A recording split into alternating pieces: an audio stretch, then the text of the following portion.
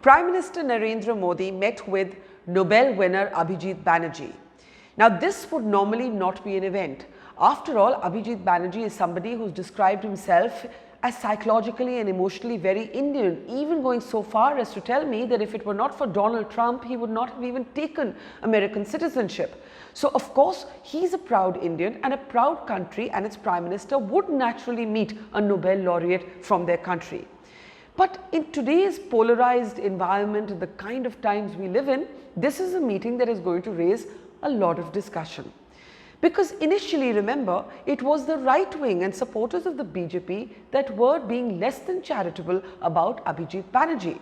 In fact, the Prime Minister's meeting with Abhijit Banerjee sends a message to many of these supporters and even some of Mr. Modi's own cabinet colleagues. Let me remind you, this is what Cabinet Minister Piyush Goyal had to say when he was talking about Abhijit Banerjee. Kudos, but this is what Mr. Goyal said. Abhijit Banerjee जी को Nobel prize मिला है, मैं उनको बधाई देता हूं, लेकिन उनकी समझ के बारे में तो आप सब जानते हैं। उनकी जो थिंकिंग है वो टोटली लेफ्ट लीनिंग है। In response, Abhijit Banerjee did not mince his words either. He said Piyush Goyal was questioning his professionalism and not giving Banerjee enough credit for the fact that as a professional, Abhijit Banerjee had worked with multiple parties and multiple state governments, including the Gujarat government when Narendra Modi was Chief Minister and Emil Khattar's government in Haryana, apart from Amrinder Singh's government in Punjab or the AIDMK in Tamil Nadu or Mamata Banerjee's government in West Bengal. This is what Banerjee had to say, pushing back against Piyush Goyal's aim to typecast him. I think it doesn't pay enough, doesn't give me enough credit for my professionalism. In the end, I'm a professional. I have nothing to do with, what party I supported. I would say this to any party. Now, what do we make of this exchange, this sort of war of words between Mr. Banerjee and Mr. Goyal? The interesting thing that emerges from this is that Abhijit Banerjee has shrugged off, resisted and pushed back against all attempts to ideologically put him neatly in a box and put a ribbon on that box. The left liberals wanted to own Abhijit Banerjee. Mr. Banerjee has resisted that as well. Mr. Banerjee has reminded people that he was a critic of Chidambaram's so-called dream budget as well, and he said if he's criticized the BJP, he's criticized the Congress as well.